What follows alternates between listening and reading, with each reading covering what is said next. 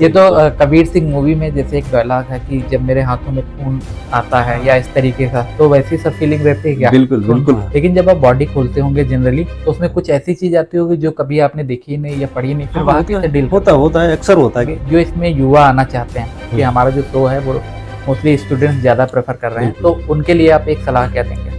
हमारा उन जो लोग आना चाह रहे हैं मेडिकल प्रोफेशन में या सर्जरी के प्रोफेशन में, उनसे ये रहेगा कि आप आएँ, अच्छा करें, और लेकिन जो दाग लग रहे हैं जो मेडिकल प्रोफेशन से, कोशिश करें कि उनको दूर करें, उनको हटाएं। गॉल ब्लैडर के बारे में जैसे कई सोशल मीडिया पे भी कई लोगों का देखा होगा कि हम स्टोन, हमारा पेशेंट था, इसको हमने 6 महीने या साल भर दवा खिलाई, 5 mm का स्टोन था, 4 mm का हो गया या निकल गया। कि जो गॉल ब्लैडर का स्टोन होता है उसके कॉम्प्लिकेशन इतने होते हैं, इवन वो निकल जाता है उसके बाद। एक और सर्जरी है जो मैं जरूर बताना चाहूंगा, एक होता है हिस्टेक्टोमी, जिसे हम बोलते हैं यूट्रस रिमूव करना। ओके।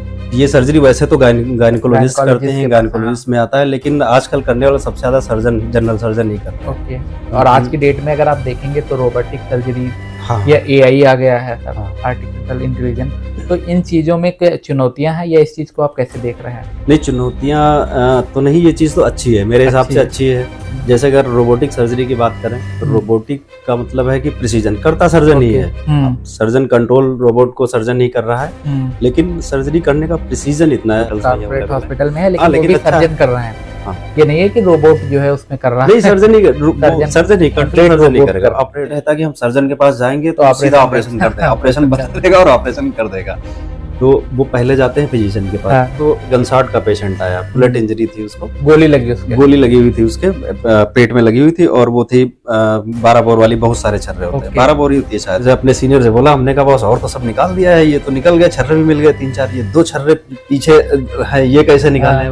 लेकिन हमने कहा पीछे से निकालेंगे उल्टा पेशेंट को या अंदर से ही? उन्होंने बोला भाई ऐसा है, ये केवल फिल्मों में होता है कि गोली लगी है तो उसको निकालना जरूरी है। अच्छा। गोली लगी है फिल्मों में होता है, बस जैसे गोली लगी, ओटी मिलने गए, लिटाया और ऐसे निकाली गोली, टक से किडनी ट्रे में डाला, टन की आवाज आई, मरीज ने आके गोली तुरंत।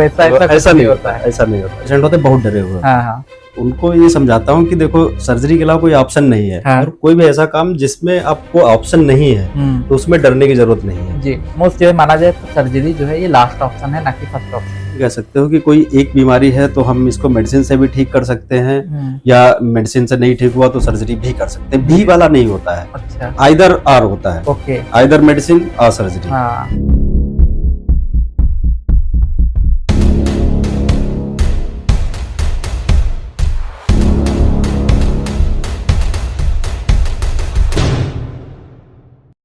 द लॉर्ड शो में आज हमारे साथ हैं डॉक्टर अशोक वर्मा। डॉक्टर अशोक वर्मा एक जाने माने लेप्रोस्कोपिक सर्जन हैं जिनके पास कई सालों का एक विस्तृत अनुभव है। डॉक्टर अशोक वर्मा न केवल अपने पेशे में माहिर हैं, बल्कि पेशेंट्स की देखभाल और उनकी देखभाल के साथ साथ में उसके कल्याण के प्रति गहरी संवेदना रखते हैं। डॉक्टर अशोक वर्मा से आज हम जानेंगे उनके अनुभवों के बारे में, साथ ही साथ सर्जरी के क्षेत्र के विभिन्न चुनौतियों और उनके पहलुओं के बारे में। तो बहुत बहुत स्वागत है। धन्यवाद, बहुत बहुत धन्यवाद प्रभाकर, हमें इस शो में शामिल करने के लिए। तो सर क्योंकि शुरू करते हैं सर हम लोग। हाँ। और सर देखिए, पहले शुरू करने से पहले कि एक आम सवाल हमारे मन में रहता है कि बचपन से हर इंसान या तो डॉक्टर बनना चाहता है या इंजीनियर बनना चाहता है। बिल्कुल सही। तो उसमें से कुछ लोग ही डॉक्टर्स बन पाते हैं, तो वो जो जर्नी रहती है शायद 10th के बाद से स्टार्ट होती है। हाँ, 10th के बाद। हम लोगों के टाइम में तो 12th तक थी। 12th हम लोगों के टाइम तो 10th तक पता ही नहीं था, ये पता था कि 10th के बाद बस 12th करना है। ओके, 12th के बाद।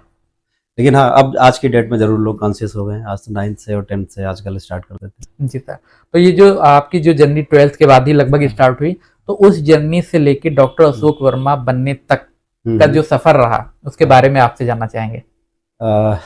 मेरा नाम जैसे कि बताया अभी आपने, डॉक्टर अशोक वर्मा है।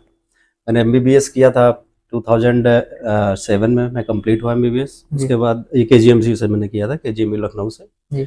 उसके बाद MS किया झांसी से, 2014 में झांसी में से कंप्लीट हुआ मेरा MS। फिर 14 के बाद मैं KGMU फिर से आ गया, 1 साल वहाँ पे मैं चीफ रेजिडेंट रहा, एज ए सीनियर रेजिडेंट काम किया, और फिर 2016 से मैं अपने लखीमपुर में आ गया हूँ। 2016 से आज तक मैं वहीं पे सेवाएं दे रहा हूँ अपनी सर्जरी में। और इस दौरान ये रहा कि मैंने कई सारी फेलोशिप करी, जैसे कि FIA GES है एक, एडवांस एंडोस्कोपिक सर्जरी की, वो करी। फिर उसके बाद कोलोरेक्टल की फेलोशिप है FISCP बोली, जिसमें कि हमें लेज़र प्रॉक्टोलॉजी और लेज़र की बहुत सारे और भी प्रोसीजर्स जो हैं वो उसके लिए हमने प्रशिक्षण लिया। और इसके बाद इंडोस्कोपी की भी ली। इंडोस्कोपी 2016 में मैंने लखीमपुर में सबसे पहले स्टार्ट किया था। yes.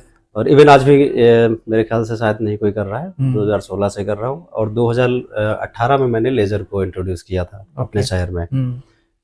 और बस तभी से सेवा कर रहा हूँ। Okay sir. तो डॉक्टर साहब, ये सर्जरी के ही क्षेत्र को क्यों चुना आपने? सर्जरी का एक्चुअली इसके 3 रीजन थे। yes. एक तो ये होता था कि मुझे ऐसा काम पसंद था कि जो एक तो मैं एक जगह रुक नहीं पाता हूँ। मेरा ये था कि मैं एक जगह बैठ नहीं सकता हूँ। तो मुझे ऐसा कोई काम मैं नहीं कर सकता था कि फिजिशियन वाला मैं सुबह 10 बजे बैठा और शाम तक 8 बजे तक बैठा रहा हूँ, मुझसे हो ही नहीं पाएगा। इवन ही जब मैं तैयारी करता था, PMT की तैयारी कर रहा था या PG की तैयारी करी, तो हम पढ़ाई भी करते तो मैं एक जगह 2 घंटे बैठा, फिर पता लगा 3 घंटे ऊपर बैठ के बैठा। तो इधर उधर करके मैं पोजीशन चेंज कर करके अपने प्लेस चेंज कर करके तैयारी किया। तो वही आदत थी मेरी। तो ऐसा काम तो ये था मेरा। सर्जिकल ब्रांच तो पहले डिसाइड हो गया था उसी टाइम कि मुझे सर्जिकल ही लेना, जिसमें मैं कुछ OPD देखूं, कुछ मुझे करने के लिए रहे, प्रैक्टिस कुछ स्किल अपनी दिखाने के लिए रहे। तो इस वजह से तो ये हो गया कि सर्जरी। फिर जब काउंसलिंग में हुआ तो बाय चांस ये था कि मुझे सर्जरी मिल रही थी। ऑर्थोपेडिक भी ऑप्शन था, लेकिन आर्थो में ये लगा कि तब मैं बड़ा दुबला पतला था, तो मैं सोचा कि आर्थो में तो ऐसे पेशेंट आते हैं, तो मुझे लगा कि यार आर्थो तो नहीं कर पाएंगे। फिर सर्जरी लगा ठीक है, मतलब मेरे पहले से चॉइस भी थी, मिल भी गई, कॉलेज भी अच्छा मिल गया, तो फिर मैंने सर्जरी ले ली। तब आपने सर्जरी चुना? हाँ।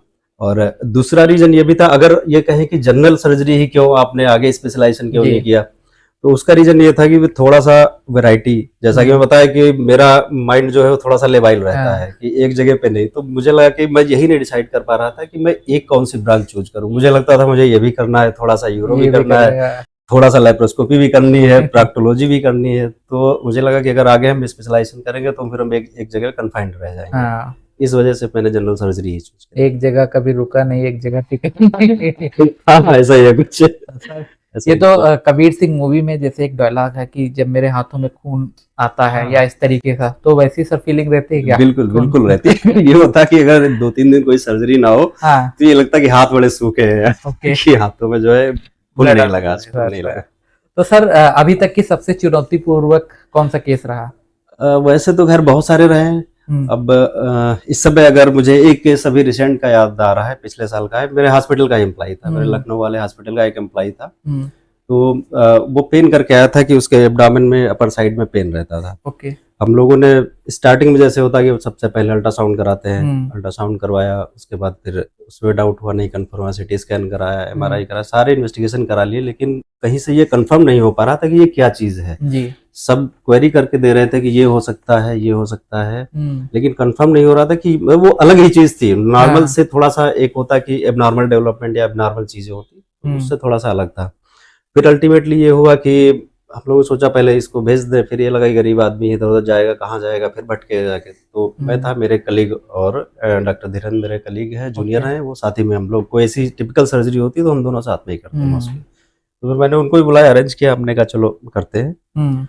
अब ये हुआ कि जैसे ही हमने एब्डोमेन खोला, देखा तो एक नॉर्मल जो आंत होती है, बड़ी आंत होती है, बड़े आंत से नीचे से आकर के फिर उसमें उसको सिग्मॉइड कोलन बोलते हैं हम लोग, सिग्मॉइड कोलन से नीचे फिर मलद्वार या फिर जिसको एनस बोलते हैं, वो होती है ओपनिंग।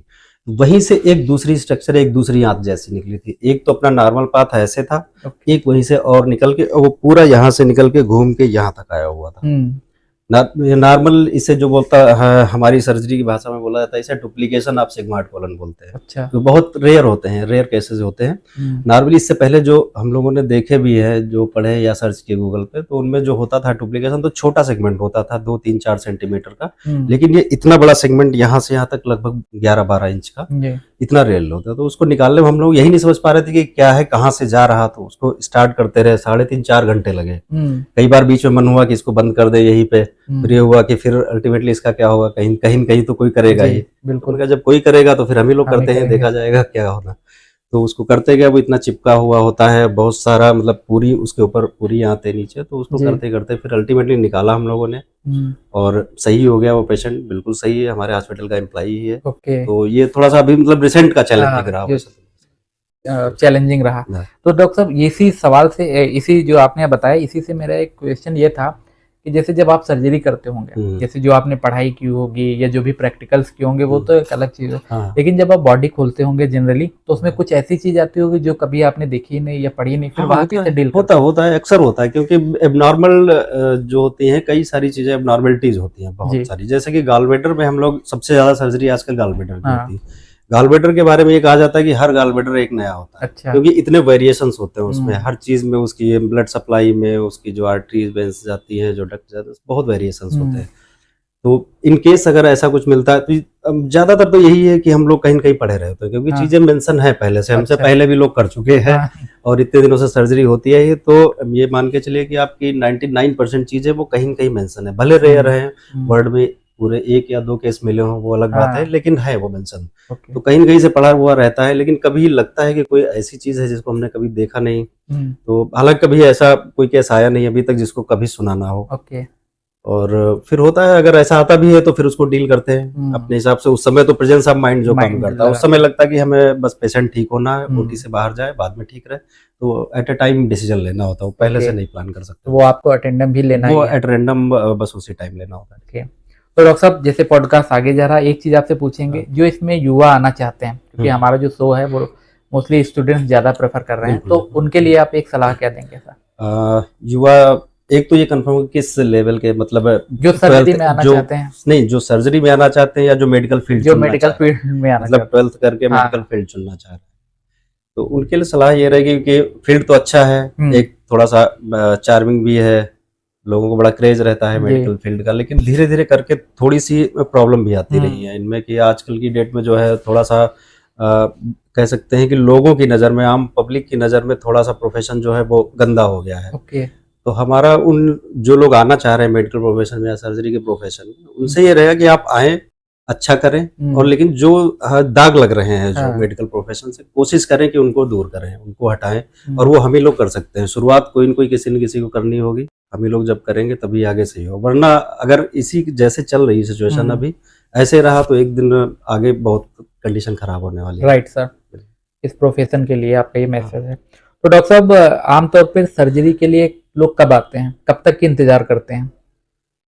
सर्जरी के लिए अगर कहा जाए तो लोग तभी आते हैं जब उनको लगता है कि अब कोई ऑप्शन बचा नहीं है। और बहुत तो ऐसे होते हैं जिनको कि हम समझाते भी हैं कि आप करा लो, उसके बाद भी नहीं, फिर वो तभी आते हैं जब उनको स्ट्रेचर पे लाया जाता है, उठा के लाया जाता है। तो ये तो गलत है। जो चीज सर्जरी क्या है एक्चुअली, जिनके लिए सर्जरी इंडिकेटेड है, कोई बीमारी ऐसी अगर बता दिया गया सर्जरी हो, तो फिर उसकी सर्जरी होनी है। आप मेडिसिन से या कोई और तरीके से थोड़े दिन के लिए टाल सकते हैं, लेकिन ये नहीं कह सकते कि 100% उन्होंने ऑपरेशन बताया था और हम बिल्कुल ठीक हो गए। वो तुरंत आप ठीक हो गए होंगे, हो सकता है 6 महीने, साल भर, 2 साल ठीक रहे, लेकिन वो चीज कभी न कभी उभर के आएगी दोबारा। तो और इसके लिए कुछ लोग हैं भी जो, जैसे कि आजकल सबसे कॉमन सर्जरी जो है वो गॉलब्लैडर की होती है। गॉलब्लैडर हो गया, हर्निया हो गया, या किडनी स्टोन हो गया, ये सब कॉमन सर्जरी है। गॉलब्लैडर के बारे में जैसे कई सोशल मीडिया पे भी कई लोगों क्या देखा होगा कि हम स्टोन, हमारा पेशेंट था, इसको हमने 6 महीने या साल भर दवा खिलाई, 5 mm का स्टोन था, 4 MM का हो गया या निकल गया। ठीक है, वो अच्छी बात है, उनका कहना सही, अच्छी बात है, निकल गया। लेकिन एक इसके साथ एक ये बड़ी ध्यान देने वाली चीज है कि जो गॉलब्लैडर का स्टोन होता है उसके कॉम्प्लिकेशन इतने होते हैं, इवन वो निकल जाता है उसके बाद भी। अच्छा। जैसे कि गॉलब्लैडर के कैंसर कहा जाएगा, तो स्टोन निकल गया है, उसके बावजूद भी कैंसर होने की संभावना रहती है, क्योंकि वो रहा, अब वो कितने दिन रहा, स्टोन पता नहीं कब से हो, साल भर से हो, 2 साल से हो, 6 महीने से, तो इतने दिन तो वो रहा ही है, तो उसमें कैंसर बनने की संभावना रहेगी हमेशा। इवन यहाँ तक होता है कि गॉलब्लैडर का ऑपरेशन भी हो जाता है, उसके बावजूद भी गॉलब्लैडर कैंसर होने की संभावना होती है। ऑपरेशन के बाद भी रेयर है, 2 से 4% केसेस में होता है, लगभग 0.2% में, मतलब 1000 केसेस में 2 को मान ले तो होता है।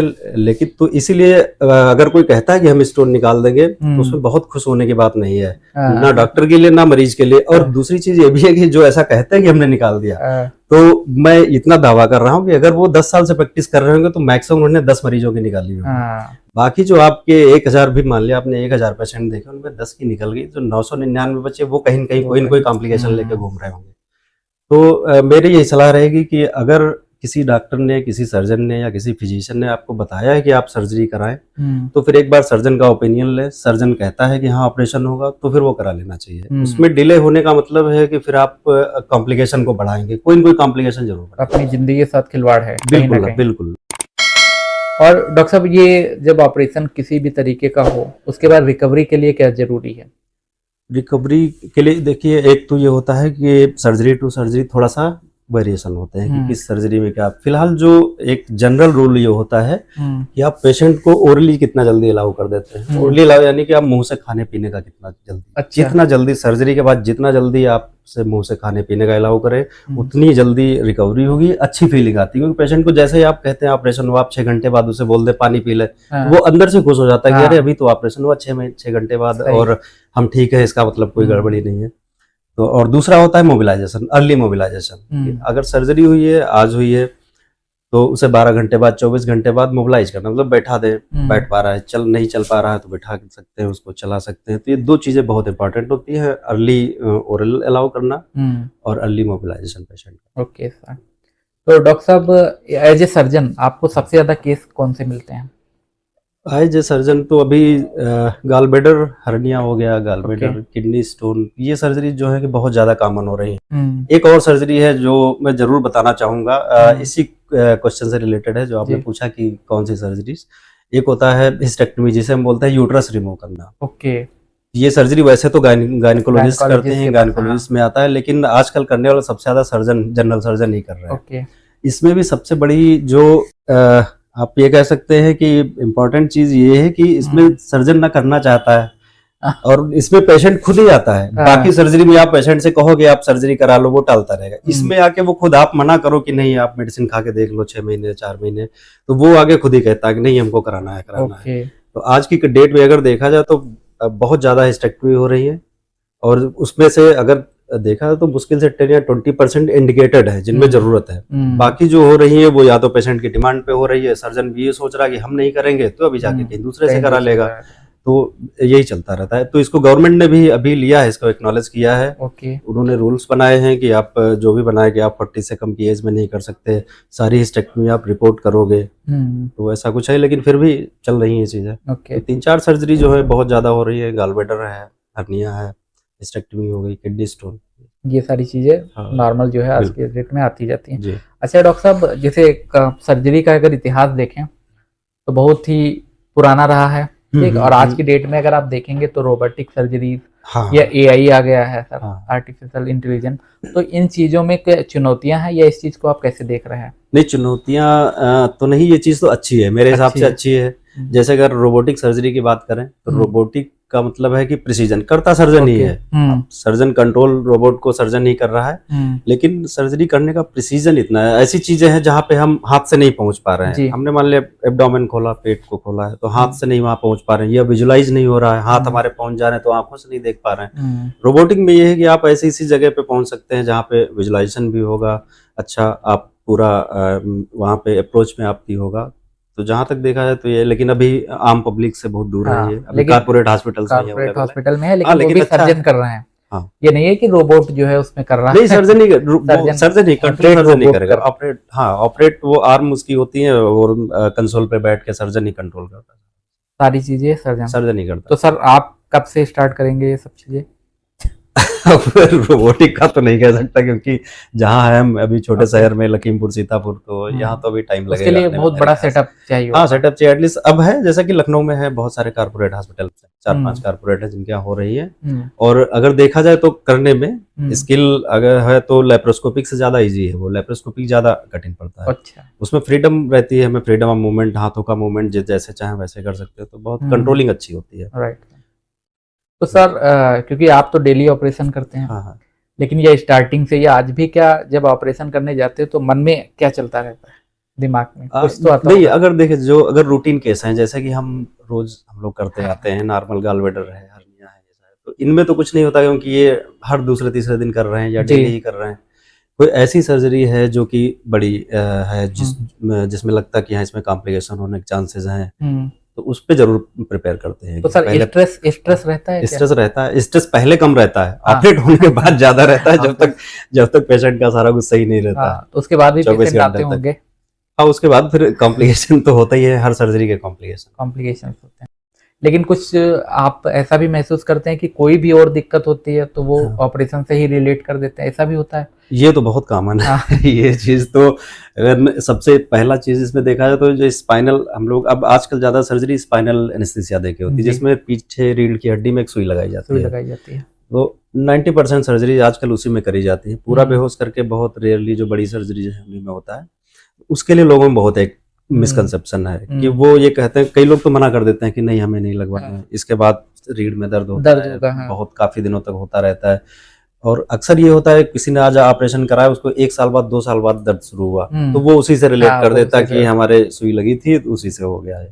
तो उसका कुछ सर है ऐसी चीज या कुछ नहीं, वो नॉर्मल चीज है? नहीं, उसका होता है, कभी कभी होता है। एक तो हेडेक होता है जिसको पोस्ट स्पाइनल हेडेक बोला जाता है, तो वो हो जाता है 24 घंटे के बाद या 24 घंटे, तो लेकिन वो विद इन 48 आवर्स और 72 आवर्स में वो ठीक हो जाता है। 45 कभी कभी किसी के मान लिया स्पाइन में कोई प्रॉब्लम है तो हो सकता है, मतलब हम डिनाई नहीं कर रहे हैं कि नहीं होता है, उससे होता है, लेकिन इतना ज्यादा नहीं जितना जनरल नहीं है, कभी कभी बताया गया है कि बिल्कुल सीधे बैठना है, टेढ़ा नहीं करना है वरना ये चली जाएगी। नहीं, ऐसा कुछ नहीं होता। तो डॉक्टर साहब इसी में एक क्वेश्चन और है कि कौन से चेकअप्स आदमी को कराने चाहिए? सर्जरी के रिलेटेड कौन से चेकअप हैं? सर्जरी से रिलेटेड ऐसे वो तो नहीं, वो डिपेंड करते हैं हर सर्जरी का अलग अलग। हम एक जनरलाइज नहीं कर सकते हैं कि ये इन्वेस्टिगेशन सारे सर्जरी में कराने हैं। बेसिकली क्या होता है, हमारे पास सर्जन के पास पेशेंट डायरेक्ट आता नहीं है, उसको कोई न कोई रिफर करता है। पहले मोस्टली पेशेंट अगर कुछ भी हो रहा तो पहले फिजिशियन के पास जाना प्रेफर करता है, क्योंकि उसको माइंड में ये रहता है कि हम सर्जन के पास जाएंगे तो सीधा ऑपरेशन करते हैं, ऑपरेशन बता देगा और ऑपरेशन कर देगा, तो वो पहले जाते हैं फिजिशियन के पास। तो फिजिशियन जब रिफर करते हैं, मोस्टली रिफर ही आते हैं पेशेंट हमारे पास, तो उसमें डायग्नोसिस के हिसाब से देखते हैं क्या सर्जरी करनी है। बेसिक चीजें जो हैं उसमें अल्ट्रासाउंड हो गया, अपना सीबीसी हो गया, केएफटी, एलएफटी, ईसीजी, एक्सरे, इतने तो बेसिक हर सर्जरी में चाहिए, चाहे आप छोटी छोटी सर्जरी कर रहे हैं उसमें भी। उसके अलावा फिर सर्जरी पे डिपेंड करता है, सिटी स्कैन, एमआरआई वगैरह जरूरत है तो कराते हैं। ओके, तो डॉक्टर साहब ऑपरेशन से पहले और ऑपरेशन के बाद में किन चीजों का विशेष ध्यान रखना जरूरी है?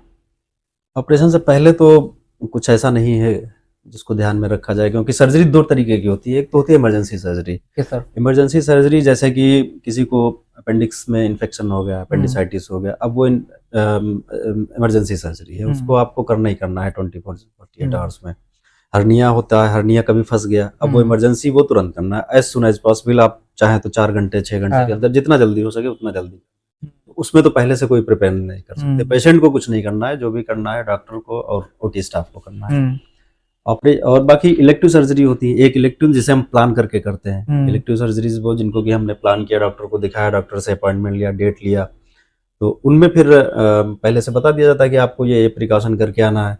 मान लिया अगर कोई एनोरेक्टल सर्जरी है तो उसमें बता दिया जाएगा कि आप रात में खाना खाइए, सुबह से कुछ नहीं खाना है, आपको लिक्विड डाइट पे रहना है। तो वो सारी चीजें सर्जरी के अकॉर्डिंगली ही वेरी करी जाती है। हाँ, रहा सर्जरी के बाद का, तो बाद में वो भी सर्जरी पे ही डिपेंड करता है कि किस तरीके की सर्जरी है, आंत की सर्जरी है या रेक्टम की सर्जरी है, गॉलब्लैडर की है। ज्यादातर मोस्ट जैसे नॉर्मल सर्जरी हमने जो बताया, ज्यादातर जो हर्निया हो रही है, गॉलब्लैडर है, इनमें कोई प्रिकॉशन ज्यादा नहीं रखना। हम जो है नेक्स्ट डे मॉर्निंग में ओरली अलाउ कर देते हैं, शाम के टाइम से उसको मोबिलाइज कर दिया, चलना फिरना, और तीसरे दिन मॉर्निंग में डिस्चार्ज कर दिया। अच्छा, अब जैसे हर्निया सर्जरी ले लो, तो हर्निया में अगर प्रिकॉशन का कहा जाए तो उसमें ये होता है कि हम पेशेंट को बताते हैं कि आप 1.5 महीने तक 1-1.5 महीने तक हैवी वर्क नहीं करेंगे, साइकिलिंग नहीं करेंगे, हैवी वेट नहीं उठाएंगे, exercise, gym exercise, heavy exercise नहीं करेंगे।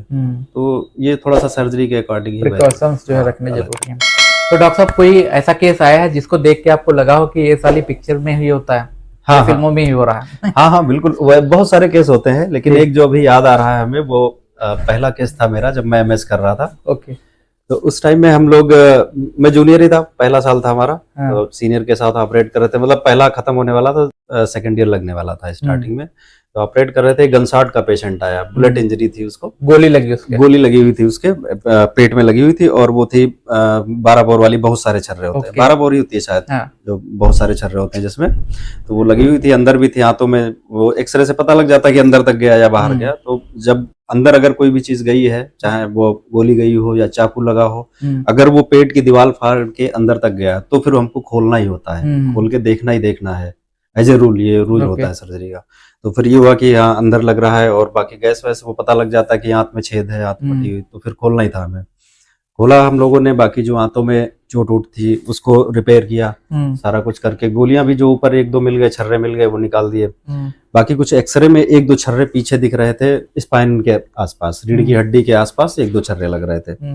तो अब मैंने जो अपने सीनियर से बोला, हमने कहा बॉस और तो सब निकाल दिया है, ये तो निकल गए, छर्रे भी मिल गए 3-4, ये 2 छर्रे पीछे है, ये कैसे निकाले? लेकिन हमने कहा पीछे से निकालेंगे उल्टा पेशेंट को या अंदर से ही?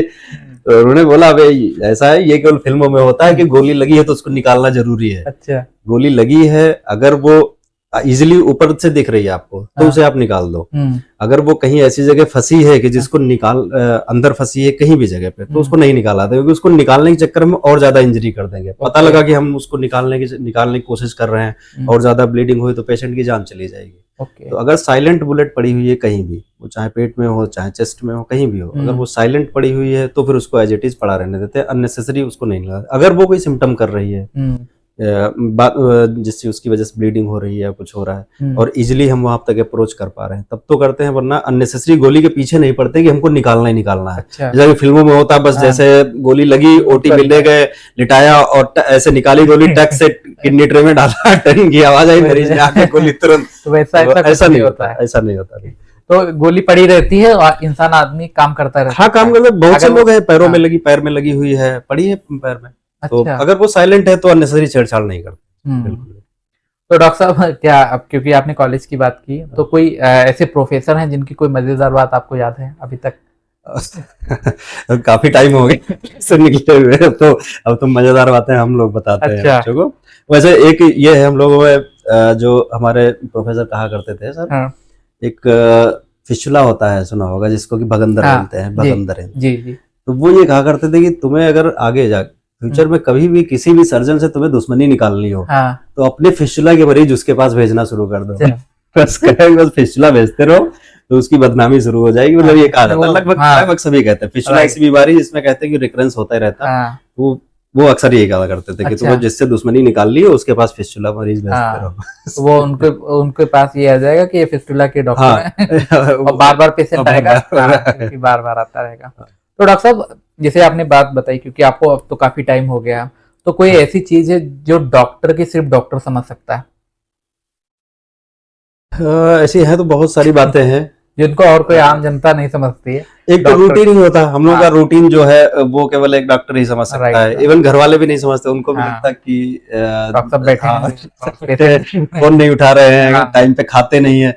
मेरी तो हमेशा इसी पे डांट लगाई जाती है, मतलब यही समझाया तुम टाइम पे खाते नहीं हो, बस केवल खाने के लिए, बाकी फोन ना उठे कोई बात नहीं है, लेकिन खाना पता लगा कि हाँ दिन में नहीं खाए, शाम को खा रहे हैं, तो बस। तो ये अक्सर होता है, तो ये एक डॉक्टर ही समझ सकता है। दूसरी चीज ये होती है कि जो आम पब्लिक में होता है कि हाँ वो डॉक्टर ऐसे हैं, वो वैसे हैं, लोग बुराई करते हैं, कुछ करते हैं, तो वो भी जहां तक एक डॉक्टर ही समझता है कि किसकी क्या मजबूरी है, किसकी क्या लिमिटेशंस हैं, वो सारी चीजें। तो डॉक्टर साहब, अभी कितना टाइम हो गया आपको शादी, मतलब विवाह से जुड़े हुए? विवाह शादी हमारी हुई थी 2011 में। 2011 और वो भी बड़ा इंटरेस्टिंग है। अच्छा सर, प्लीज सर जरूर बताएं। शादी के बाद 2011 में शादी हुई थी 15 मई को। ओके।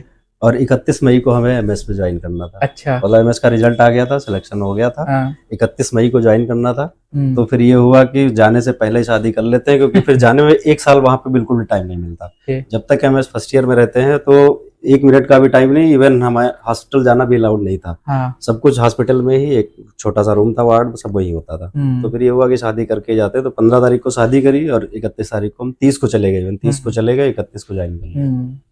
तो फिर 2011 में हुई थी शादी, हुई, फिर आपने एमएस किया? हाँ, फिर एमएस किया, फिर सेकंड ईयर से फिर वहीं पे वाइफ चली गई थी। ओके। अभी हमारी 2 बेटियां हैं। अच्छा। एक 3.5 साल की है, एक 8 साल की है। तो आप की जो मतलब एक तो ये लाइफ हो गई, हाँ, जो आप डॉक्टर हैं सुबह से एक, तो वो लाइफ जो रहती है उसमें क्या आप देख पाते हैं कि आप बच्चों को कैसे टाइम देते हैं? कोशिश यही करता हूँ कि मैक्सिमम टाइम दूं, और वास्तव में बड़ा अच्छा लगता है टाइम देना जी। और मॉर्निंग में तो नहीं, क्योंकि सुबह में जो सो के उठता हूँ तो बड़ी वाली अक्सर स्कूल चली जाती है। ओके। शाम को ये होता है कि बच्चे मेरे हमेशा देर ही सोते हैं, 12-1 बजे सोते हैं, 12 से पहले तो नहीं सोते हैं। अब बड़ी बेटी स्कूल जाने लगी तो थोड़ा सा 10-11 बजे सो जाती है। तो बस जब मैं घर पहुंचता हूँ 10 बजे या 11 बजे, तभी उनसे जो भी है आधा 1 घंटे 2 घंटे उनके साथ खेलता हूँ। बाकी छुट्टी के दिन संडे कोशिश करते हैं कि संडे को हम साथ में रहें, उनको घुमाएं कहीं या आसपास कहीं घूमे जाके। यही आपका जो है शेड्यूल है उन लोगों के साथ? हाँ, उन लोगों के साथ यही है कि मतलब इतना जरूर है कि वीक में 4 या 5 दिन शाम को मिल पाते हैं, बाकी छुट्टी के दिन बाकी आप बाहर ही रहते हैं टूर पे। तो डॉक्टर साहब एक थोड़ा पर्सनल सवाल था कि आपके फादर क्या थे?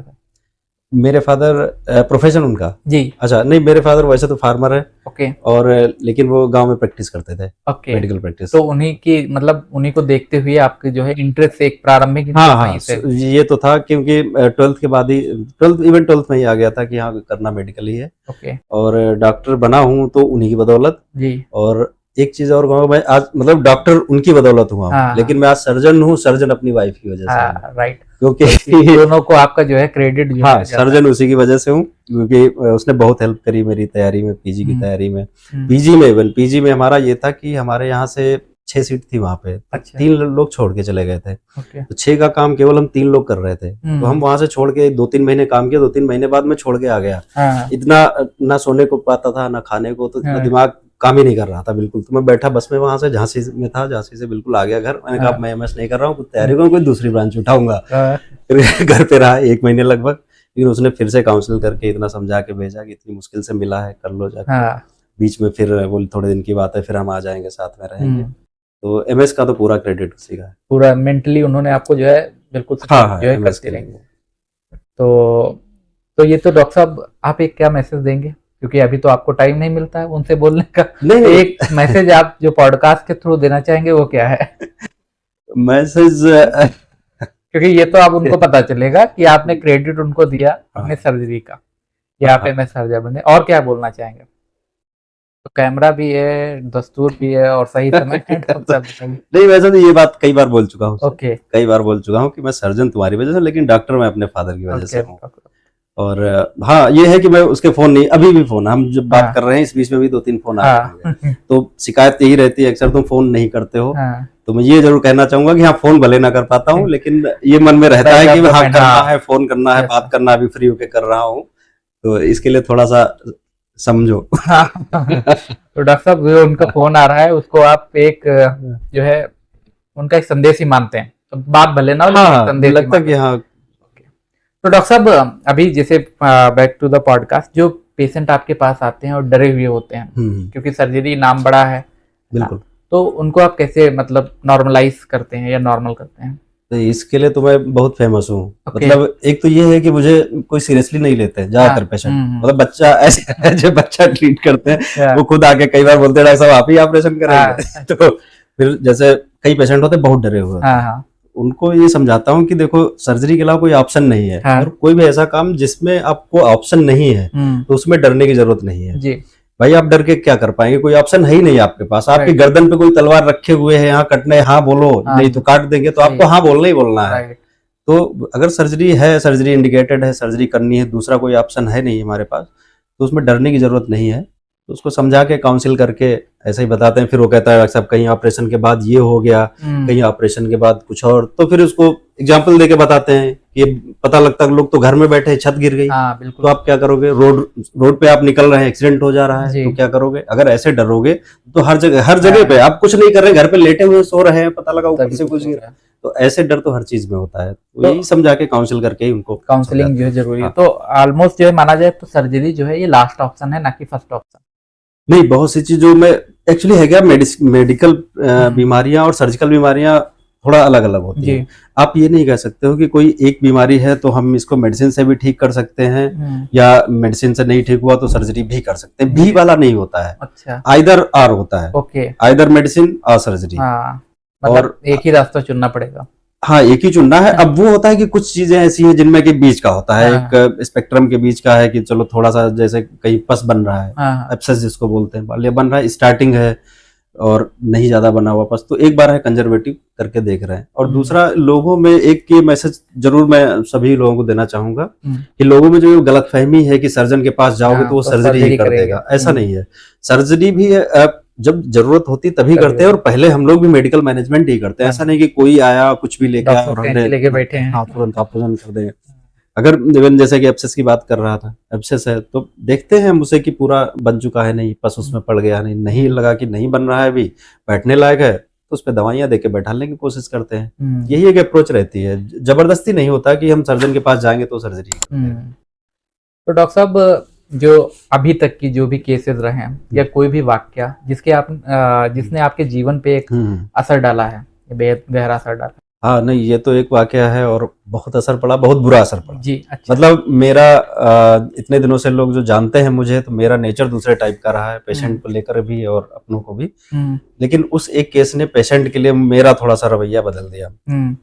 बात भी थोड़ा सा हो सकता है लंबी हो जाए। तो वो एक पेशेंट था, बहुत गरीबी था बेचारा जी। तो गॉल ब्लैडर का ऑपरेशन कर रहे थे हम लोग। तो गॉल ब्लैडर किसी वजह से ब्लीडिंग हो गई, बहुत ज्यादा ब्लीड करने लगा, नहीं रुका। तो फिर उसको हम लोग जब ब्लीड नहीं रुकता तो उसमें पैकिंग डाल के पैक करके वेट करते हैं। पैक करके वेट किया, नहीं हो रहा था, फिर उसको पैक करके बंद कर दिया। पेशेंट स्टेबल 2 दिन तक बिल्कुल बढ़िया रहा, ठीक चलता फिरता, खाना पीना भी स्टार्ट करा दिया, ये रहा। फिर हमने कहा ऐसा है, तुम अंदर कुछ पता नहीं चल पा रहा है, आगे की जांचें भी यहाँ नहीं हो पाएंगी, MRI वगैरह या कुछ भी कराना है तो तुम लखनऊ चले जाओ, मेडिकल कॉलेज चले जाओ, वहाँ पे आगे की जाँच करके फिर वो लोग है दोबारा ऑपरेशन करके पैक तुम्हारा निकाल देंगे। बाकी पेशेंट तुम्हारा बिल्कुल ठीक है, अच्छा खासा है, चल फिर रहा है, खाना पीना खा रहा है। अब वो हाथ जोड़ के बोला कि नहीं डॉक्टर साहब बहुत गरीब है, हम कहाँ जाएंगे, वहाँ आप ही कर दो। तो हम तब भी हमने कहा नहीं, यहाँ पे तो नहीं करेंगे, क्योंकि पहले ही वो पहला केस था इतना कॉम्प्लिकेटेड जिसको मैं नहीं मैनेज कर पाया। अदरवाइज मेरा ऑपरेटेड पेशेंट कभी रेफर नहीं हुआ है, शायद ही कोई हुआ, वरना कोई रेफर नहीं हुआ। इतना जो भी कॉम्प्लिकेशन हुआ, हमने कोशिश यही करी कि हम at a time OT table पे ही मैनेज कर लें। वो इकलौता ऐसा केस था। फिर भी हमने कहा हम यहाँ पे नहीं करेंगे, क्योंकि यहाँ लिमिटेड रिसोर्सेज है, छोटा शहर है, चीजें नहीं, हमें इवन किसी जरूरत पड़ी किसी और सर्जन की, वो भी हो सकता मुश्किल पड़े। तो फिर हमने उसको अपने लखनऊ वाले हॉस्पिटल के लिए बोला। वहां पे हमने टीम तैयार करी, हम 2 लोग सर्जन थे, एक अंको सर्जन और एक वेस्कुलर सर्जन, 4 लोग वहां पे रहे। और किया उन्होंने, रिपेयर किया जो खून की नस जो फटी हुई थी, कट गई थी आर्टरी, उसको रिपेयर किया। एक बार रिपेयर किया, पेशेंट शिफ्ट किया जा रहा था, उसके बाद फिर ब्लीड कर गया, फिर ड्रेन में आ गया, फिर तुरंत खोला दोबारा। यही 2 बार हुआ। एक बार तो पेशेंट वार्ड तक पहुंच गया बिल्कुल, और जैसे बेड से उतार रहे थे फिर ब्लीड कर गया, फिर लाए। तो ये प्रोसेस 2 बार हुआ, 2 बार उसको बंद करके खोलना पड़ा। और फिर ये हुआ कि चलो फिर तीसरी बार ओपन किया गया। तीसरी बार ओपन करके उन्होंने रिपेयर किया, वेट कर लिया, अच्छा खासा टाइम वेट किया कि ऐसा ना हो दोबारा। उसके बाद शिफ्ट कर दिया गया, पेशेंट वाच करते रहे, ICU में शिफ्ट रहा पेशेंट। हम लोग 3-4 घंटे तक वाच के, सब कुछ बढ़िया था। जब 3-4-5 घंटे हो गए, सब ठीक था, तो फिर अपने अपने घर चले गए। अब रात में स्टाफ का अचानक से फोन आया 12-1 बजे के आसपास कि उसके ड्रेन से एकदम से ब्लड आया 500-600 ml। अब हम लोग भाग के तुरंत हॉस्पिटल पहुंचे, लेकिन इतनी जल्दी में कुछ नहीं कर सकते थे, वो एकदम से फिर ब्लीड किया। हम लोग पहुंचे जाके, तब तक पेशेंट जा चुका था। अब उसके बाद वो चीज हुई, घर वालों को समझाया, इवन पहले भी समझा रहे थे, बीच बीच में OT में बुला के भी दिखा रहे थे कि देखो ये कंडीशन है, ये ऐसा पेशेंट है तुम्हारा, हम ये करने जा रहे हैं। तो एक्सप्लेन सारा कुछ था। लेकिन जब ये होता है, ऐसे इंसिडेंट्स जब होते हैं, तो बाद में और लोग आ जाते हैं। वो लोग फिर जो है घर वालों को थोड़ा सा दूसरी तरीके से समझाते हैं। तो उस समय सब कुछ सही हो गया, सब समझा दिया, वो लोग भी ले जाने को तैयार हो गए, सब कुछ ठीक ठाक। पैसे जो भी थे, कोई पैसा नहीं उनसे लिया गया, सारा बिल्कुल फ्री ऑफ कॉस्ट ऑपरेशन किया, कुछ भी नहीं लिया गया। अब जब पेशेंट वो घर पहुंच गए, तो घर वालों ने देखा, बोले इतना बड़ा चीरा लिया, इसके गुर्दे उर्दे तो सब निकाल लिए। जब वो ये सोचे, फिर उन्होंने कहा कि यार तब तो पोस्टमार्टम कराएंगे। तुमने कहा बिल्कुल करा लो, वो हमारे लिए सेफ साइड, इवन हमको हॉस्पिटल से ही कराना चाहिए था, लेकिन उन लोगों ने मना किया, उस समय कहा नहीं तो हमें खुद अपनी तरफ से कराना चाहिए था। फिर पोस्टमार्टम हुआ उसका, और सब कुछ सही निकला, उसमें कुछ नहीं था। थोड़ा बहुत 1-2 उन्होंने न्यूज़पेपर में निकलवाया दिए 1-2, लेकिन इससे था कि कोई बहुत बड़ा फर्क नहीं पड़ा, कोई दिक्कत नहीं। FIR वगैरह कह रहे थे बात करने के लिए, लेकिन वो ऐसा इंसिडेंस था जिससे हमें ये कर दिया कि बहुत ज्यादा खुद नहीं मैनेज करना चाहिए पेशेंट को लेकर के। बिल्कुल मतलब आप पेशेंट से ये ना कि हम इसका कुछ भी हुआ है तो हम सब कुछ हम कनेक्टेड ना हो, इमोशनली नहीं कनेक्ट हो। ठीक, जहां तक लग रहा है कि हम यहाँ तक मैनेज कर ले रहे हैं उतना ठीक है। उसके बाद वो चाहे गरीब हो या कुछ हो, फिर ये आपको जाना है, हमारे बस का नहीं है, आपको जाना है तो आप जाओ। क्योंकि आपके पास तो पेशेंट आया, वो पहली बार आपसे मिल रहा है, फिर आप म्यूचुअल अंडरस्टैंडिंग बनाई, या आपने उसको इमोशनली उसका जो है बहुत सपोर्ट किया, और बाद में जो चीजें हो रही, इसी से रिलेटेड मेरा एक क्वेश्चन है, जो आजकल डॉक्टर साहब ये तोड़फोड़ हो रही है हॉस्पिटल्स में, डॉक्टर्स की बहुत जगह जो है उनको मतलब हर्ट हुआ है, या उनकी जान तक जाने को आई है, या बहुत सारे। तो आप उसको लेके क्या कहना चाहते हैं, और ऐसी चीजों को आप कैसे देखते हैं?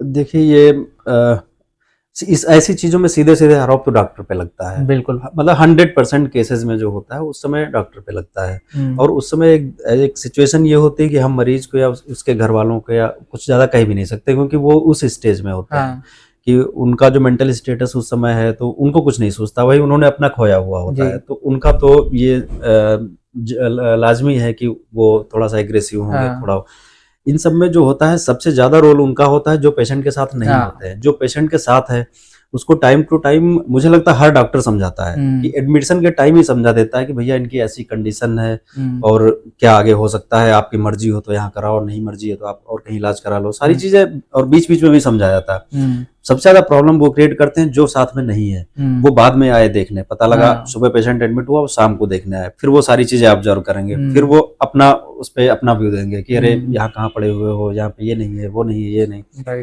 और इन केस अगर उसमें कोई ऐसी मिस हैपनिंग हो गई तो फिर वही लोग वो करते हैं कि देखो यहाँ पे ये नहीं था, इन्होंने ऐसा किया, डॉक्टर देखने नहीं आया, ये नहीं, और फिर वो थोड़ा सा बढ़ाना होता है, फिर वो अल्टीमेटली ये जो चीजें हो रही हैं ये लोगों के उकसाने पे ही, अगर ज्यादातर उकसाने पे ही, क्योंकि अगर पेशेंट के साथ कुछ हुआ है तो उनके जानने वाले इस चीज को हैंडल कर सकते हैं। जो पेशेंट के साथ आता है उसे खुद पेशेंट की कंडीशन पता होती है कि हमारा पेशेंट कैसा है, और उसको बीच बीच में बुलाते रहते हैं। अब तो रिटन कंसेंट लेते हैं लोग, कुछ लोग वीडियो कंसेंट बनाने लगे हैं कि मरीज को साथ में अटेंडेंट को बिठा के वीडियो बना लेते हैं, भैया तुमको सारी चीज समझा दी है, जिससे कि बाद में ये ना कहना कि हमको कुछ बताया नहीं। क्योंकि सर्जरी तो बहुत ही डेंजर चीज है।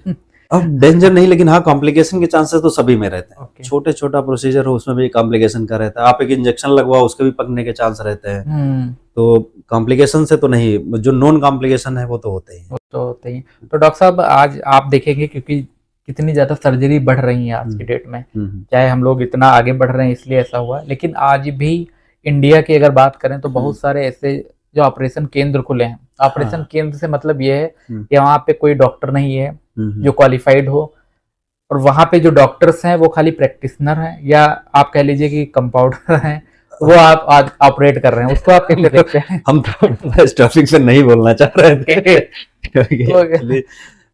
मैं ऑलरेडी बहुत बोल चुका हूँ मैं, इसलिए क्योंकि मैं फिर बोलूंगा फिर जो भी मेरे जानने वाले कहेंगे देखो ये फिर उसी पे बोलने लगे, तो मैं इस टॉपिक पे थोड़ा नहीं बोल रहा था। लेकिन हाँ ये है कि गलत तो है ये, और उसमें कहीं न कहीं मैं पूरा दोष उनका नहीं दूंगा। उसमें कहीं न कहीं हमारे भाइयों का ही है रोल, उसमें कहीं न कहीं सर्जन्स का, कहीं न कहीं एनेस्थेटिस्ट का, उन्हीं का रोल है, वही जाके कर रहे हैं। अगर आप करो, आप 4 जगह करो जो अच्छा सेटअप है, उसके पास सारी सुविधाएं हैं, तो वहां पे आपको करने में कोई बुराई नहीं। लेकिन ऐसे ऐसे खुले हैं सेंटर, ऐसे हैं जहाँ पे मतलब ओटी की जो की बेसिक रिक्वायरमेंट चीजें हैं वो नहीं है। इवन अगर अभी देखा जाए तो ओटी लाइट नहीं मिलेगी, बल्ब लगा हुआ मिला है। मतलब अगर अभी आप 100 हॉस्पिटल देखो जाके इस टाइप के, तो उसमें मुझे लग रहा है कि 50 में बल्ब से ही काम चलाया जा रहा है। तो ये चीजें नहीं होनी चाहिए, लेकिन अब लोग है कर रहे हैं धंधा के लिए, अपने पैसा कमाने के लिए, पैसे कमाने के लिए। तो डॉक्टर साहब चलिए थोड़ा नॉर्मलाइज करते हैं इसको कि जो ओटी जब आप जाते हैं उसमें ऐसी कौन सी चीज होती है जो बहुत ही अजीब है लेकिन जरूरी है? अब अजीब तो नहीं कह सकते क्योंकि ओटी की हर एक चीज जरूरी होती है। इवन हम जैसे ओटी के अंदर एंटर करते हैं वहीं से एंट्री पॉइंट से ही सबसे जरूरी है, क्योंकि हम एंट्री करते हैं तो एक एयर कर्टेन होता है, शायद हमारी ओटी में नहीं है अभी लेकिन होना चाहिए, होता है मोस्टली, जिससे कि जो एयर का फ्लो होता है, लेमाइनर फ्लो होता है, और बैक्टीरिया वगैरह बाहर जाते रहें। जैसे हम एंट्री करेंगे तो हमारे ऊपर जो सरफेस पे है वो बाहर चले जाएं। अच्छा, तो देखा जाए तो हर एक चीज वहां पे जरूरी होती है, इम्पोर्टेंट। हाँ, तो इसी से डॉक्टर साहब याद है कि क्योंकि अभी हम आपके साथ गए हुए थे ओटी में, तो ये ओटी में और कौन सी चीजें हैं जिनका ध्यान रखना चाहिए जो इक्विपमेंट होते हैं उनसे अलग होती हैं? इक्विपमेंट देखिए, एक तो ये होता है कि इक्विपमेंट 2 टाइप के होते हैं हमारे। एक इंस्ट्रूमेंट होते हैं सर्जिकल इंस्ट्रूमेंट, एक होता है एनर्जी सोर्सेज। एनर्जी सोर्सेज जिसमें कि कॉटरी, इलेक्ट्रो कॉटरी होती है, जिससे हम ब्लीडिंग कहीं हो रही है उसको रोकते हैं, और सारी चीजें। तीसरा लैप्रोस्कोपिक में देखा जाए तो उसमें कैमरा और ये विजुअलाइज करने के लिए जो इक्विपमेंट हैं वो सारे होते हैं।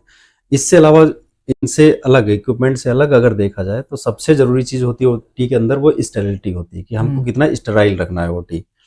उसमें हमारे सारे स्टाफ के जो होता है वो ओटी का स्क्रब सूट अलग होता है, जैसा कि हमने ये पहना हुआ है, ये ओटी का है। हमारा सारा स्टाफ ओटी के अंदर जितना स्टाफ रहेगा वो सारा स्क्रब पहन के रहता है, वो होता है। उसके बाद फिर हैंड वॉश होता है, हैंड वॉश बहुत जरूरी होता है। हैंड वॉश के बाद फिर एक और गाउन पहना जाता है, सर्जिकल गाउन। तो स्टेरिलिटी सबसे मेन चीज है। कोई भी सर्जरी हो, जितनी क्लीन होगी, जितनी स्टेरिलिटी आपकी मेंटेन होगी, ऑटोक्लेव इंस्ट्रूमेंट जितने अच्छे ऑटोक्लेव होंगे, तो उतने एक आपको आउटकम, सर्जरी का आउटकम उतना अच्छा मिलेगा। ओके, बहुत ही इंपॉर्टेंट चीज है, वो आपसे डिस्कस करना चाहते थे स्टार्टिंग में ही। लेकिन अभी आते हैं कि जो ये स्टोन्स हैं सर, या पथरी बोल रहे आम भाषा में, जो गॉलब्लैडर स्टोन, किडनी स्टोन, या जनरल कोई भी स्टोन है, तो पहली बात तो इनके बारे में थोड़ा जानना चाहेंगे। प्लस ये भी जानना चाहेंगे कि बहुत सारे लोग क्या करते हैं कि पथरी को गला देंगे या वो उस तरीके से उपचार में चले जाते हैं, तो वो कहाँ तक की लाजमी है। और एक जो बियर वाला कॉन्सेप्ट है, बियर पीने से पथरी निकल जाएगी, इस पे अच्छा क्वेश्चन है।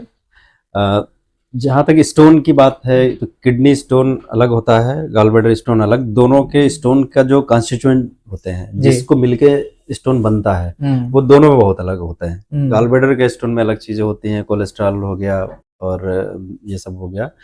जो किडनी स्टोन होता है वो ऑक्सीलेट और कई सारी चीजें वो अलग अलग जी। तो दोनों को, पहली चीज तो एक ये नहीं कर सकते कि एक कोई ऐसी दवा बनी है जो दोनों को गला दे। अच्छा, ऐसा कुछ नहीं हो सकता है, दोनों के लिए अलग अलग है तो हो सकता है। और कुछ लोग जो गलाते हैं या जो कह रहे हैं, कुछ लोग तो ऊपर से ही, कई तो बाबा होते हैं जो ऊपर से ही ऐसे निकाल लेते हैं, मंत्र करेंगे और ऐसे पकड़ेंगे और वो निकाल देते हैं, तो वो एक अलग चीज है। लेकिन जहां तक गलाने के सवाल है, तो किडनी के स्टोन में, किडनी का स्टोन नॉर्मली जो हम लोग देखते हैं, मॉडर्न मेडिसिन प्रैक्टिस करते हैं या एलोपैथी जिसे कहा जाता है, तो 3-4-5 mm के स्टोन में हम लोग कुछ नहीं करते हैं। सिर्फ पेशेंट से बोलते हैं कि आप पानी पियो जाके, ओके ठीक है, पानी पियोगे वो फ्लो आउट हो जाएगा। और जो किडनी गॉलब्लैडर स्टोन है, तो गॉलब्लैडर स्टोन इसलिए ऑपरेट करने की हम लोग सलाह देते हैं क्योंकि उसमें कॉम्प्लिकेशन बहुत सारे होते हैं। कैंसर एक वेल नोन है, जिससे कि कैंसर का 90% जो कैंसर का काज होता है वो स्टोन ही होता है। 90% कैंसर मरीजों में जो देखा गया तो उनको स्टोन ही था, तो इसलिए कि ये बड़ा चीज हो गया। दूसरा ये हुआ कि पैंक्रेटाइटिस, इसका बहुत सीवियर कॉम्प्लिकेशन होता है गॉलब्लैडर स्टोन का, कि आप अगर गॉलब्लैडर दवा से गलाने के चक्कर में, स्टोन गलाने के चक्कर, क्योंकि इतनी जल्दी गल नहीं सकता है, 6 महीने 1 साल उसको लग सकता है, उस बीच में आपको एक्यूट पैंक्रेटाइटिस हो सकता है, एक्यूट कोलिसिस्टाइटिस यानी गॉलब्लैडर में खुद इन्फेक्शन हो जाए, उसमें सड़न पैदा हो सकती है वो, या फिर स्टोन कभी कभी खिसक के सीवीडी में आ जाता है, सीवीडी स्टोन बोलते हैं जिसको। तो ये सारे कॉम्प्लिकेशन होते हैं। तो इन कॉम्प्लिकेशंस को देखते हुए ये रूल बना दिया गया, और खासकर इंडिया और हमारे जो इंडिया के अराउंड कंट्रीज हैं, पाकिस्तान, नेपाल, और इंडिया में भी अगर देखा जाए तो इंडिया में भी जो हमारा ईस्ट और नॉर्थ ईस्ट है, वहाँ कैंसर का इंसिडेंस बहुत ज्यादा है। ये गंजेस बेल्ट बोला जाता है, तो गंगा के किनारे वाला जो बेल्ट है, इनमें बहुत ज्यादा कैंसर होता है। तो इन सारी चीजों को देखते हुए, कॉम्प्लिकेशन को देखते हुए ये रूल बनाया गया है कि आप जैसे स्टोन दिखता है, अगर स्टोन है आप थोड़े दिन वेट कर लो, नहीं जा रहा है तो फिर आप ऑपरेट करके निकलवा दें। वैसे तो स्टैंडर्ड ये है कि आप, स्टैंडर्ड प्रोटोकॉल ये है कि आप उसको फॉलो अप करें, लेकिन किसी को प्रॉब्लम नहीं हुई तो फॉलो अप करता नहीं। एक बार अल्ट्रासाउंड कराया, कोई दिक्कत नहीं, हो सकता वो 4 साल ना कराए, 4 साल बाद कराया तो पता लगा एकदम से कैंसर हो गया, या पता लगा उसको 1 साल बाद, 6 महीने बाद एक्यूट पैंक्रेटाइटिस हो गया। इसलिए ये रिकमेंड किया गया है कि गॉलब्लैडर में स्टोन अगर है तो आप उसे ऑपरेट करा दें। रही बात जो लोग दवा से गलाते हैं, तो अगर एलोपैथी में भी ऐसी दवाएं हैं, मॉडर्न मेडिसिन में भी दवाएं हैं जिनको हम गला सकते हैं, नहीं गला सकते हैं, जैसे ERCP होता है, CVD में स्टोन होता है, उसको इंडोस्कोपी के थ्रू, मुंह के थ्रू इंडोस्कोपी से जाके और स्टोन को निकाल लेते हैं। तो जब हम CVD तक पहुंच जाते हैं तो हम थोड़ा सा, और जो हमारे पास अवेलेबल इक्विपमेंट है या हम इन्वेंट करके, भाई मॉडर्न मेडिसिन जहाँ इतना इन्वेंशन कर रहे हैं तो थोड़ा सा और इन्वेंट कर सकते हैं कि हम थोड़ा सा और स्कोप आगे ले जाके गॉलब्लैडर से स्टोन निकाल सकते हैं, बिना ऑपरेशन के इंडोस्कोपी से निकाल सकते हैं। लेकिन वो नहीं निकाला जाता है। रीजन यही है कि स्टोन निकलने के बाद भी कॉम्प्लिकेशंस के चांस होते हैं, जैसे कि कैंसर का हमने बताया था, स्टोन निकलने के बाद भी कैंसर का चांस रहता है। तो इस वजह से यही है कि आप गॉलब्लैडर ही हटा दो, ये नहीं है कि हम स्टोन निकालें। हमें ऑपरेशन करना, ऑपरेशन करके हम स्टोन भी निकाल सकते हैं, लेकिन नहीं, क्योंकि उसमें गॉलब्लैडर ही हटाना होता है कि आप गॉलब्लैडर हटा दो। तो एक तो ये, तो गॉलब्लैडर की स्टोन जो लोग गलाने का ज्यादा सलाह देते हैं या गलाते हैं, तो उनके लिए मैं बोलूंगा कि ज्यादा ना गलाएं, आप 2 महीने 4 महीने वेट कर लो। अगर 2-4 महीने में निकल जा रहा है तो आप दे दो, ऑब्वियसली उसमें कोई बुराई नहीं है। किडनी के स्टोन की रही, किडनी का स्टोन अगर छोटा है, वो कहीं पे ऑब्स्ट्रक्शन नहीं कर रहा है, कहीं रुकावट नहीं कर रहा है, यूरेटर में नहीं फंसा है, किडनी में हाइड्रोनेफ्रोसिस नहीं हो रही, यानी कि कहीं स्वेलिंग नहीं आ रही है, तो आप वो भी गला सकते हैं, कोई वेट नहीं। आप टाइम टू टाइम अल्ट्रासाउंड कराते रहें, आप वेट करते रहें, आप वेट कर सकते हो उसके गलने तक का। नहीं निकलता है तो आप अल्टीमेटली ऑपरेशन है ये। अब तो मतलब ये है कि गॉल ब्लैडर का ज्यादा सेंसिटिव है। अच्छा। और किडनी में ये है कि होता है कि आप कितना भी वेट कर लो, ज्यादा से ज्यादा क्या होगा भाई, बहुत वेट कर रहे हो तो 4-6 साल का किडनी खराब होगा, एक खराब होगा, लेकिन एटलीस्ट आपके पास ऑप्शन है दूसरा। गॉल ब्लैडर में कोई ऑप्शन नहीं है, तो गॉल ब्लैडर को सीरियसली लेना चाहिए। बाकी किडनी का स्टोन छोटे, नॉर्मली ये होता है कि बहुत सारे लोग छोटा सा किडनी में स्टोन है 4 mm 5 mm का, उसके लिए पता लगा 1 साल से 2 साल से दवा खा रहे हैं। तो हम लोगों को ये कि उसकी जरूरत नहीं है, कुछ करने की ही जरूरत नहीं है, आप सिर्फ पानी पिए, कोई दवाई की जरूरत नहीं है। 4-5 mm के स्टोन में कुछ नहीं किया। और गॉल ब्लैडर के स्टोन में गॉल ब्लैडर ही निकाला जाएगा? हाँ, गॉल ब्लैडर में अगर स्टोन है तो गॉल ब्लैडर ही निकलना है, तो उससे कोई परेशानी नहीं? क्योंकि उससे परेशानी, हाँ, थोड़ा सा लोगों में थोड़ा सा मिसकंसेप्शन होता है कि गॉल ब्लैडर निकल जाएगा तो फिर खाने पीने में दिक्कतें आएंगी। क्योंकि जो सर 1 मिनट रोकेंगे। हाँ। क्योंकि शरीर में कोई चीज है जो आम जनता है उसको पता नहीं किस चीज का क्या काम है, लेकिन अगर उससे ये पता चलेगा कि गॉल ब्लैडर निकाला जाएगा तो वो थोड़ा अंदर से डर जाता है। तो नहीं, बिल्कुल उसके बारे में जरा बिल्कुल सही है। तो एक्चुअली होता क्या है, ये समझने के लिए हमें ये जरूर समझना है कि गॉल ब्लैडर का काम क्या होता है जी। गॉल ब्लैडर जो बाइल बनता है, पित्त ऊपर लीवर होता है, लीवर से ऐसे आता है जी, फिर वो गॉल ब्लैडर में स्टोर होता है। जब जरूरत होती है, हम जब खाना खाते हैं, जब जरूरत होती है तो फिर गॉल ब्लैडर रिलीज कर देता है। तो gallbladder as a reservoir काम करता है, एज ए स्टोरेज। कि ये मान के चले कि घर में जैसे हम लोग छत के ऊपर टंकी रखे हुए हैं कि हमने टंकी फुल कर ली है, जब हमें जरूरत होगी हम नीचे से खोल लेंगे। अब गॉल ब्लैडर जब निकल जाता है, अब निकालना भी जरूरी है। तो गॉल ब्लैडर निकल गया तो फिर ये है कि थोड़ा टाइम जरूर हो सकता है कि बॉडी को एडजस्ट करने में थोड़ा सा प्रॉब्लम हो। जैसे कि आपकी टंकी रखी है, आपने टंकी हटा दी, डायरेक्ट आप पंप चला रहे हैं, जब जरूरत पड़ रही थोड़े दिन आपको प्रॉब्लम होगी, लेकिन धीरे धीरे करके वो सब एडजस्ट हो जाते हैं। हर मेंबर, फैमिली का हर मेंबर एडजस्ट हो जाएगा, उसको पता है जब जरूरत है तो चला लिया। तो ऐसा ही बॉडी का होता है, जब गॉल ब्लैडर निकल जाता है तो फिर धीरे धीरे बॉडी वैसे एडजस्ट हो जाती है। उसको पता है कि जब हम खाना खा रहे हैं तो बनाना है बाइल, वो उसी टाइम ऊपर से रिलीज हो रहा है। तो बहुत ज्यादा दिन तक नहीं, कुछ दिन तक, 2-4 हफ्ते तक, 1 महीने तक हो सकता है कि थोड़ा सा एसिडिटी वगैरह ज्यादा होती है, गैस ज्यादा बनना जिसको कहते हैं, वो सब होता है। 1-1.5 महीने तक होता है। बाकी ग्रेजुअली बॉडी उसको कंपनसेट कर लेती है, कोई ऐसा अडॉप्ट कर लेती है। कोई ऐसा नहीं होता क्योंकि जिससे कि कुछ बड़ा साइड इफेक्ट हो कि हम ये नहीं खा पाएंगे। सब कुछ खाते हैं, सारी चीजें खाते हैं। और सर एक बात का जवाब नहीं दिया कि बियर पीने से बियर, हाँ, ये बहुत बड़े प्रचलन में होता है कि जहाँ स्टोन, किडनी स्टोन का नाम लिया तो कोई साथ में, जैसे कोई किसी का फ्रेंड हुआ तो या कुछ हुआ तो बस आप बियर पीना स्टार्ट कर दो, ये बोल देते हैं। तो बियर का रोल सिर्फ इतना होता है कि वो डायरेटिक का काम करती है। डायरेटिक इन सेंस कि वो बहुत ज्यादा यूरिन बनाने लगती है। आपने पानी पिया या फिर बियर पीने के बाद बहुत ज्यादा बनता है, तो जब डायूरेसिस होती है, यूरिन ज्यादा बनता है, तो ये चांस होता है कि ज्यादा यूरिन बन रहा है, साथ में फ्लो होकर स्टोन निकल जाएगा। बस उसका सिर्फ यही कॉन्सेप्ट है, इसके अलावा दूसरा कोई कॉन्सेप्ट नहीं। वो रामबाण नहीं है, लेकिन बियर सिर्फ डायूरेटिक का काम करती है बस। तो इन्हीं सब चीजों के साथ में एक सर सवाल था कि जैसे मान लिया किसी का अल्ट्रासाउंड हुआ, ये जो भी चीजें टेस्ट हुआ, तो उसमें उसको स्टोन निकला, कोई भी स्टोन निकलता है, तो क्या ऐसा भी हो सकता है कि दोबारा वो अल्ट्रासाउंड कराए, उसमें वो स्टोन ना दिखे? हाँ, ये हो जाता है, ये होता है, अक्सर होता है। और कई बार तो ये थोड़ा सा उसका भी रीजन बनता है कि बहस का, और एक दूसरे पे आरोप लगाने लगते हैं। हाँ। अगर कभी छोटा स्टोन होता है, अगर हम गॉल ब्लैडर की बात करें तो गॉल ब्लैडर में सर एक इसमें और जोड़ेंगे कि 2-3 स्टोन हैं, वो अलग अलग हैं अल्ट्रासाउंड में आए, क्योंकि वो तो एक पिक्चर है, वीडियो तो है नहीं। क्या कभी ऐसा हो सकता है कि वो बाद में एक साथ आ जाएं तो एक बड़ा स्टोन दिखे? हाँ, होता है। तो इसके बारे में आपसे जानना है। ये तो बड़ी नॉर्मल, एक्चुअली अल्ट्रासाउंड जो होता है वो डिपेंड करता है अल्ट्रासाउंड करने वाले पे। राइट। बाकी मशीन आप जैसे एक्सरे ले लो, सिटी स्कैन लो, तो वो मशीन कर रही है। आप पेशेंट को लेटाए हैं, अब उसको चाहे हम कर रहे हैं, आप कर रहे हैं, अगर हम ट्रेंड है एक्सरे करने में या सीटी करने में, तो कोई करे, वो मशीन अपने हिसाब से ही करेगी, वो रिजल्ट वेरी नहीं होने हैं। अल्ट्रासाउंड में हर करने वाले का अलग है, सब कौन कितना किस ढंग से देख रहा है, किसकी नजर तेज है, कितना ओरिएंटेशन किसका क्या है वो। अब स्टोन की जहां तक बात रही, तो स्टोन में ये होता है कि कई बार स्टोन ये होता है कि 2 अल्ट्रासाउंड देखा होगा आपने, एक में 3 mm का दिया, एक में 5 mm का दे दिया है, अब वो दोनों लड़े जा रहे हैं। अब रीजन उसका होता है कि हम एक बार अल्ट्रासाउंड पता लगा ऐसे देख रहे हैं इस पोजीशन से, तो स्टोन ऐसे पड़ा हुआ है तो ये हमें बड़ा दिखेगा। नेक्स्ट टाइम पता लगा हमने थोड़ा सा ओरिएंटेशन अल्ट्रासाउंड प्रोब का चेंज किया, अब स्टोन हमें चावल का दाना, मान लो चावल के दाने जैसा है, तो इधर से देख रहे हैं तो वो छोटा दिखेगा। या कई बार होता है कि 2-3 स्टोन है अलग अलग हुए, फिर वो एक साथ मिलके एक हो गए। तो ये सारी चीजें होती है वेरिएशन। तो इसको लेकर के गॉलब्लैडर स्टोन की जहां तक मैं सलाह दूंगा सबको, तो उसमें आपको कोई भी पेन लेने की जरूरत नहीं है कि स्टोन 3 mm का है, 5 mm का है या 10 mm का है, 1 है या 4 है, क्योंकि इसका कोई मतलब ही नहीं। बहुत से पेशेंट आते हैं हमारे पास, जैसे ही वो बताएंगे कि स्टोन है, हम अल्ट्रासाउंड देखेंगे तो उनका अगला क्वेश्चन यही होता है कि डॉक्टर साहब कितने स्टोन है और कितना mm का स्टोन है, सबसे पहला क्वेश्चन होता है। तो मैं ये बताता हूँ उनको कि गॉलब्लैडर में चाहे 1 स्टोन हो, चाहे 40 स्टोन हो, चाहे 1 mm का हो, चाहे 10 mm का हो, हमको पूरा गॉलब्लैडर ही निकालना है, तो हमें मतलब ही नहीं है। इवन कई बार ये होता है कि पूरा भरा हुआ होता है गॉलब्लैडर, जैसे अनार के दाने होते हैं ऐसा पूरा गॉलब्लैडर भरा हुआ होता है, तो उसमें गिन पाना ये संभव ही नहीं है। ना अल्ट्रासाउंड वाला गिन पाएगा देख के, ना तो उसमें मल्टीपल कैलकुलाई करके देते हैं। मल्टीपल का मतलब सैकड़ों भी हो सकते हैं, 50 भी हो सकते हैं।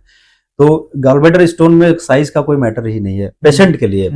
बड़ा साइज है तो वो कॉम्प्लिकेशन ज्यादा करेगा, सर्जरी जल्दी करानी है, ये सब चीजें। छोटा सा स्टोन है 3, 4, 5 mm का, तो आप थोड़ा सा डिले कर सकते हैं सर्जरी में।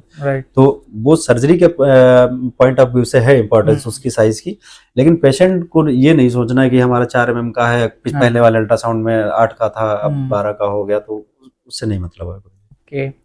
तो डॉक्टर साहब आगे चल के AI जो आर्टिफिशियल इंटेलिजेंट है वो क्या सर्जन का रूप ले लेगी, या कैसे आप देखते हैं इसको? सर्जन का रूप ले पाना, रिप्लेस करना तो मुश्किल है। ये है कि AI और रोबोटिक से हम लोगों को बहुत ज्यादा सुविधा तो बहुत मिलेगी, हम लोगों को सपोर्ट मिलेगा, बहुत ज्यादा काम आसान हो जाएगा। AI के थ्रू हम बहुत सारी चीजें नई नई सीख सकते हैं, इजिली सीख जाते हैं, इजिली सीखते हैं, तो वो सारी करेंगे। बट रिप्लेस तो नहीं, क्योंकि हमें ऑपरेट तो सर्जन को ही करना पड़ेगा। जो क्विक डिसीजन है, एट द टाइम डिसीजन हमें लेने हैं कि ये पेशेंट ऐसा हो रहा है, अब क्या लेना, तो वो एक सर्जन ही ले सकता है। मुझे नहीं लगता कि आने वाले टाइम में रोबोट वो डिसीजन ले पाएगा। उसको एक कंपटीशन नहीं मानते? नहीं, कंपटीशन नहीं, लेकिन हम अपना इक्विपमेंट, हम एज इक्विपमेंट मानते हैं कि वो हमारे लिए इक्विपमेंट है, वैल्यूएबल इक्विपमेंट है, हमें बहुत मदद करेगा, वो है। लेकिन मैं ये नहीं मानता कि वो इंडिपेंडेंट कभी कर पाएगा या करेगा उतना एक एफिशिएंटली जितना एक सर्जन कर सकता है। तो डॉक्टर साहब क्या आप को लगता है कि जैसे डॉक्टर बनने के बाद लोगों की नजरों में आप कितना सीरियस बन गए? सीरियस मतलब अपना नेचर से? हाँ, नेचर नहीं, सीरियस मैं सिर्फ होता हूँ ओटी टेबल पे जब पेशेंट ऑपरेट कर रहा होता हूँ, या फिर वार्ड में पेशेंट देख रहा हूँ, पेशेंट को लेकर सीरियस होता हूँ। उसके अलावा मैं बहुत मस्त मौला टाइप का रहता हूँ, बिल्कुल भी सीरियस नहीं। इवन ना मेरे बच्चे तक नहीं मुझे सीरियस लेते हैं, वो भी यार पापा करके बात करते हैं। तो और वही दोस्तों का है, दोस्त भी हमारे सब रहते हैं, हंसी खुशी से हम लोग बैठते, कभी मतलब ये नहीं कहा कि हाँ यार तुम बड़े सीरियस। मुझे पसंद भी नहीं है सीरियस रहना। तो डॉक्टर साहब आप ऐसे ही हंसते हंसते रहिए और आगे काफी सारे लोगों को ट्रीट करते रहिए। थैंक यू, बहुत बहुत धन्यवाद आपका। बहुत बहुत धन्यवाद हमें बुलाने के लिए, और आप सभी लोगों का बहुत बहुत धन्यवाद। Thank you.